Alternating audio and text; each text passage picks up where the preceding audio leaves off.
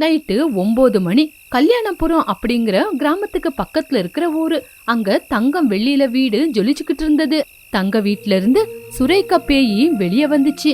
வெள்ளி வீட்ல இருந்து சேகர் பேயி வெளிய வந்து அந்த 2 பேய்களும் தங்கம் வெள்ளி வீட பார்த்து, ஏங்க நம்ம பகை தீர்த்துக்கிட்டதுக்கு அப்புறம் நம்ம வீட்டை குடுக்கறது எப்பங்க? நைட் ஆகும்போது சாந்தம்மா சித்தியோட வீட்டுக்கு முன்னாடி இருக்கிற மரத்து மேல போய் உக்காந்து இருக்கிறது எவ்வளவு நாள்? என்ன இந்த பேய் வாழ்க்கை அப்படின்னு ஒண்ணுமே எனக்கு புரிய மாட்டேங்குதுங்க. இவ்வளோ அவசரப்பட்டா எப்படி சுரேகா?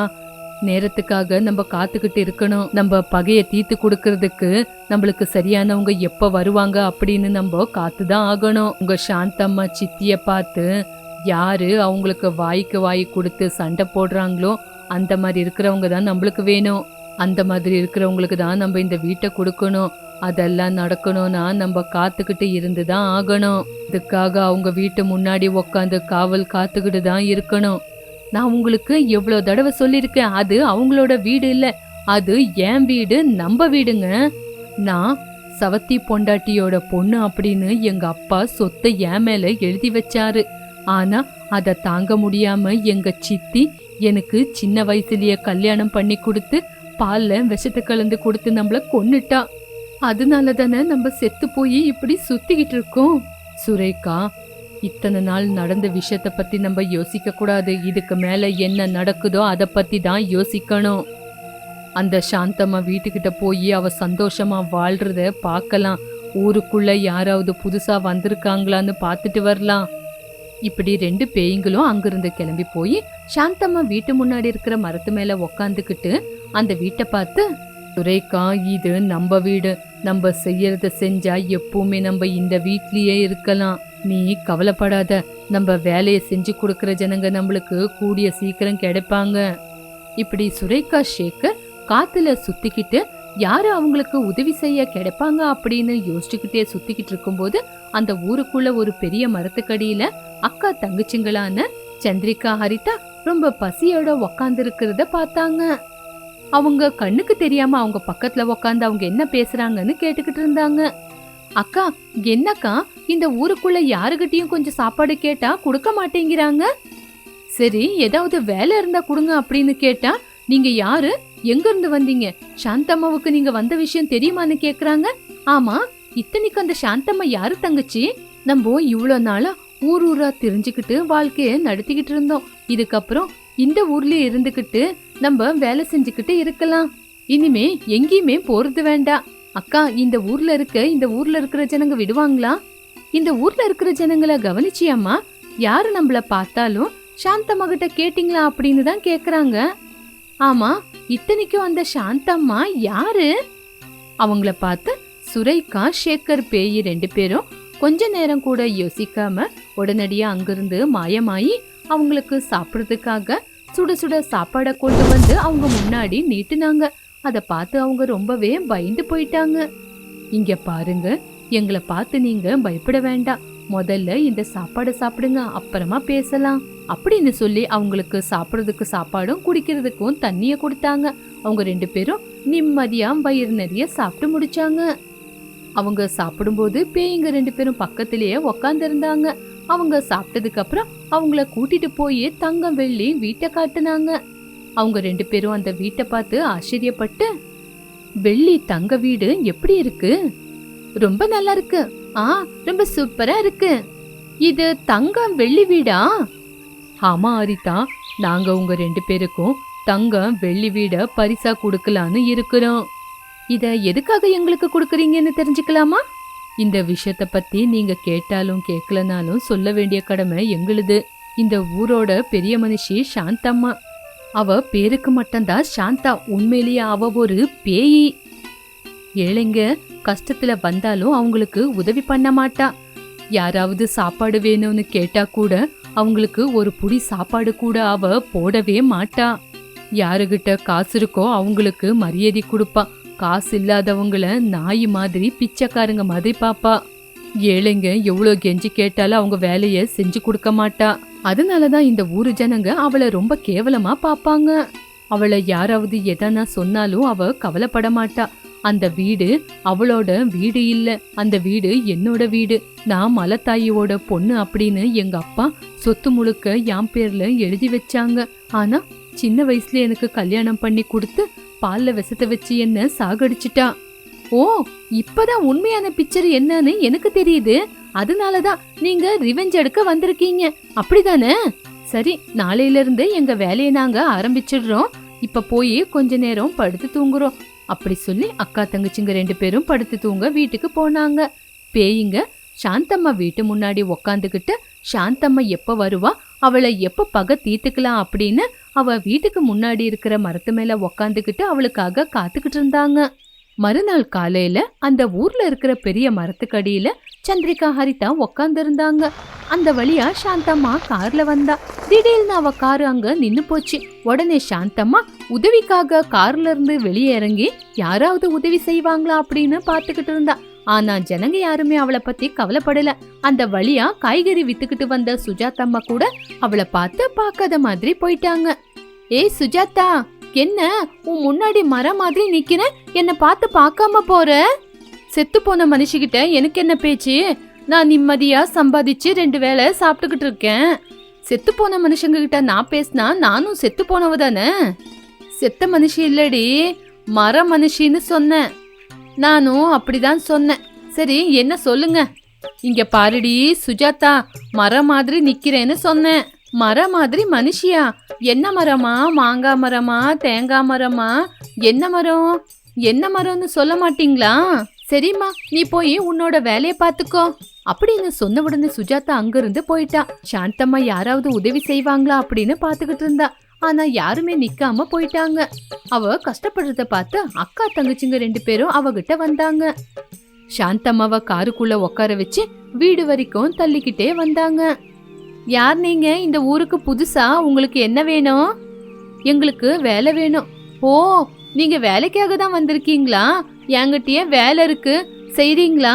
3 வேளை சாப்பாடு போடுறேன், ஆனா சம்பளம் மட்டும் கொடுக்க மாட்டேன். அதுக்கு அக்கா தங்கச்சிங்க ஒத்துக்கிட்டாங்க. இந்த விஷயத்த பேய்ங்க கிட்ட சொன்னப்போ அவங்க 2 பேரும் இந்த விஷயத்த கேட்டு ரொம்ப சந்தோஷப்பட்டாங்க. இப்படி நாட்கள் போச்சு. ஒரு நாள் சாந்தம்மா அக்கா தங்கச்சிங்க கிட்ட மீன் குழம்பு வேணும்னு கேட்டாங்க. உடனே அக்கா தங்கச்சிங்க ஆத்துக்கு போய் மீனை பிடிச்சிட்டு வந்து கொஞ்ச நேரத்துக்கு அப்புறம் சுட சுட சமையல செஞ்சு சாந்தம்மாவுக்கு கொடுத்தாங்க. முள்ளு தொண்டையில சிக்கிக்கிச்சு. இங்க பாருங்கம்மா, உங்க தொண்டையில சிக்கி இருக்கிற முள்ளு எடுக்கணும் அப்படின்னா நீங்க செஞ்ச தப்ப ஒத்துக்கணும். அப்பதான் உங்க தொண்டையில இருக்கிற முள்ள நாங்க எடுப்போம். அந்த வார்த்தையை கேட்டு சாந்தம்மா ஏதோ சொல்ல வந்தாங்க. அவங்களால சொல்ல முடியல. அக்கா ஏதோ சொல்ல வராங்க அக்கா, ஆனா என்ன சொல்ல வராங்கன்னு தான் புரியல. எனக்கும் அதுதான் தங்கச்சி புரியல. இவங்க வாயில இருந்து எப்படி உண்மைய வர வைக்கிறது அப்படின்னு. அக்கா, இவங்க வாயால எதுக்காக உண்மைய வர வைக்கணும்? அதுதான் கை இருக்குல்ல, கையால வர வைக்கலாம் அப்படின்னு ஹரிதா சொன்ன உடனே கையால எப்படி தங்கச்சி? அக்கா, நான் சொல்றத கேளுங்க. இவங்க ஊருக்கு பெரிய மனுஷங்க. அப்ப இவங்களுக்கு எழுத படிக்க தெரியும் தானே. ஒரு கடுதாசியில இவங்க செஞ்ச துரோகத்தை பத்தி எழுதி சைன் போட்டு கொடுக்கட்டும். தங்கச்சி, நீ ரொம்ப நல்லாதான் யோசிச்சிருக்க. நம்ம 2 பேரும் இன்னும் எதுக்காக காத்துக்கிட்டு இருக்கணும்? ஒரு பேப்பர் பேனாவை கொண்டு வந்து கொடு. இவங்க செஞ்ச தப்ப ஒத்துக்கிட்டு அந்த கடுதாசியில எழுதி கொடுக்கட்டும். நான் உங்க முள்ள எடுக்கிற வேலைய பாக்குறேன், நீ போய் எஸ்ஐய கூட்டிட்டு வா அப்படின்னு சொன்ன உடனே ஹரிதா அங்கிருந்து எஸ்ஐய கூட்டிட்டு வர போனா. சுரேகா அவ செஞ்ச தப்பையெல்லாம் கடுதாசியில எழுதி சைன் போட்டு கொடுத்தா. சரி ஹரிதா, இவங்களுக்கு நான் முள்ள எப்படி எடுக்கிறது அப்படின்னு ஐடியாவை சொல்லி கொடுக்கறேன் அப்படின்னு சொன்ன உடனே ஹரிதா போலீஸ் ஸ்டேஷனுக்கு போய் எஸ்ஐய கூட்டிக்கிட்டு அங்க வந்தா. எஸ்ஐ வந்து அந்த லெட்டரை பார்த்துட்டு அதுக்கப்புறம் சுரேகாவை கூட்டிக்கிட்டு ஜெயிலுக்கு போனாரு. இத அங்கே உக்காந்து பாத்துக்கிட்டு இருந்த பேய்ங்க ரொம்ப சந்தோஷப்பட்டாங்க. அதுக்கப்புறம் அக்கா தங்கச்சிங்க 2 பேரும் அவங்களுக்கு பிடிச்ச மாதிரி கல்யாணம் பண்ணிக்கிட்டு ஏழைங்களுக்கு உதவி பண்ணிக்கிட்டு சந்தோஷமா வாழ்ந்தாங்க. இதுதான் இன்னியோட கதை. மறுபடியும் ஒரு நல்ல கதையோட மீண்டும் சந்திக்கலாம். மாடர்ன் ட்ரெஸ் போட்டுக்கிட்டு பணக்கார லுக்ல இருக்கிற ஹரிதாவை பார்த்தா யாரும் ஏழைன்னு சொல்ல மாட்டாங்க. அவ பணக்கார வீட்டு பொண்ணு அப்படின்னு தான் எல்லாரும் நினைப்பாங்க. அவ பணக்கார வீட்டு பொண்ணு அப்படின்னு யோசிச்சு பணக்கார வீட்டு பையனான ராகேஷ் அவளை காதலிச்சுக்கிட்டு இருந்தான். 2 பேரும் காலேஜ் கிட்ட உக்காந்து கதைங்கள பேசிக்கிட்டு இருந்தாங்க. பார்க்கு, பீச்சு, சினிமா அப்படின்னு லாங் டிரைவ் எல்லாம் கூட போய்கிட்டு இருந்தாங்க. நான் ஹரிதா ரோட்டோரத்துல பிரெஞ்ச் ஃப்ரை வித்துக்கிட்டு இருக்கிற ஏழை அக்கா சந்திரிகாவோட தங்கச்சி. ஹரிதா சந்திரிகாவோட சொந்த தங்கச்சி இல்ல, ஆனால் அவ எப்போ அப்படி பார்த்ததில்ல. சந்திரிகா ஹரிதாவ சொந்த தங்கச்சி மாதிரி நினைச்சு படிக்க வச்சுக்கிட்டு இருந்தா. தங்கச்சி எவ்வளவுதான் காசு கேட்டாலும் தங்கச்சி படிக்கிறா அப்படின்னு காசு கொடுத்து என்னோட தங்கச்சி ரொம்ப பெரிய படிப்பு படிக்கிறான்னு எல்லாரோடையும் பெருமையோட சொல்லிக்கிட்டு இருந்தா. ஹரிதா மட்டும் தான் காதலிக்கிற ராகேஷ் கூட பிரெஞ்ச் ஃப்ரை விக்கிற சந்திரிகா தான் தன்னோட அக்கான்னு சொல்லல.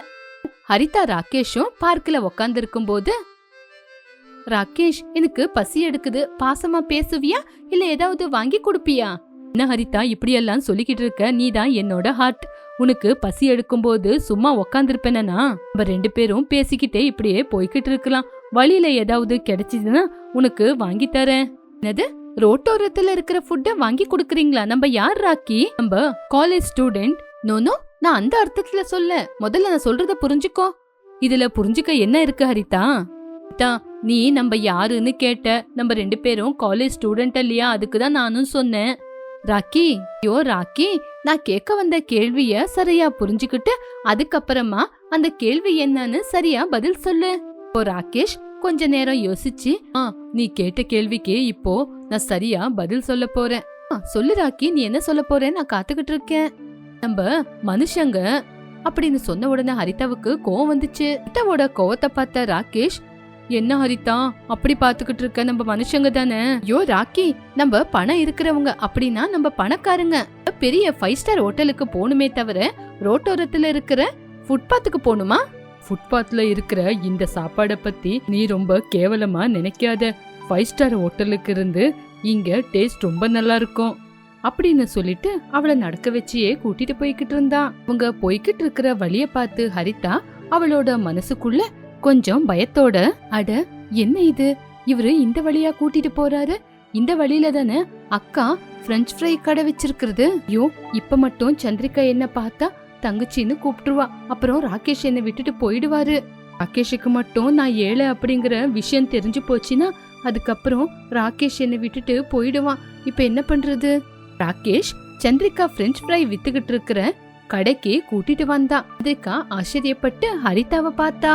தங்கச்சி ஹரிதா அப்படின்னு சந்திரிகா கூப்பிட்ட உடனே ராகேஷ் ஆச்சரியமா பார்த்தா. அப்படி சந்திரிகா கூப்பிட்ட உடனே ஹரிதாவுக்கு என்ன பண்ணணும்னு தெரியாம, ஏதாவது சொல்லி ஆகணும், ஏதாவது சொன்னா மட்டும் தான் சந்திரிகா திருப்பி பேச மாட்டா அப்படின்னு அவளோட வாய் அடிக்கிறதுக்காக, ஏ புவர் லேடி, என்ன போய் ஹரிதான்னு பேர் வச்சு கூப்பிடுற, நீ யாரு, எந்த நிலைமையில இருக்கேன்னு உனக்கு தெரியுமா அப்படின்னு ஹரிதா சொன்ன உடனே சந்திரிகாவும் ரொம்ப கவலையோட பார்த்தா.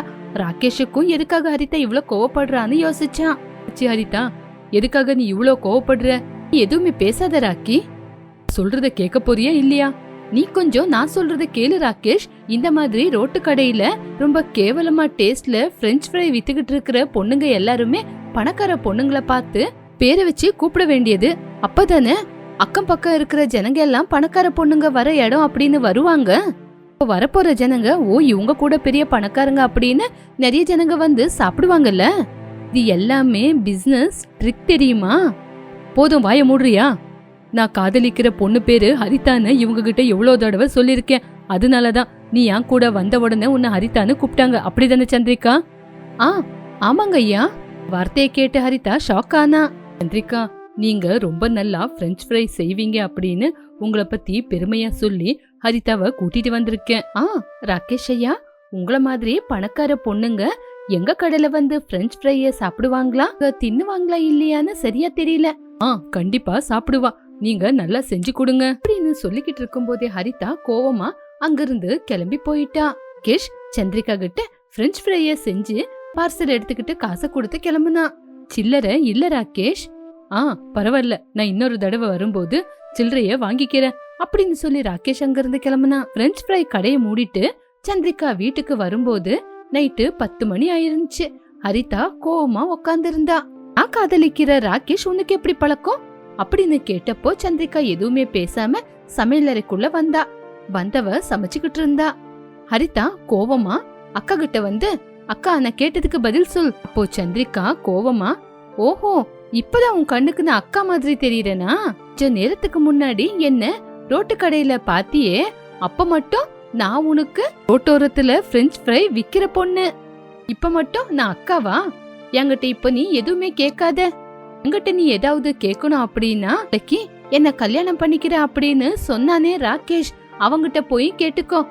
என்னது, ராகேஷ் உன்னை கல்யாணம் பண்ணிக்கிறேன்னு சொன்னானா? நான் உன்னை நம்ப மாட்டேன்.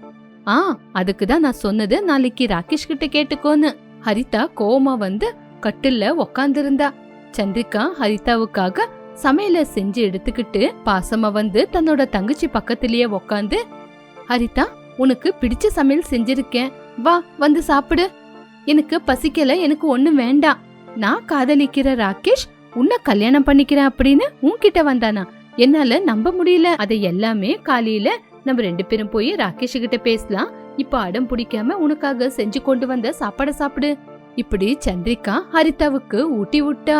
இப்படி அந்த நாள் போச்சு. மறுநாள் காலையில அக்கா தங்கச்சிங்க 2 பேரும் ராகேஷ பாக்குறதுக்காக பார்க்குக்கு போனாங்க.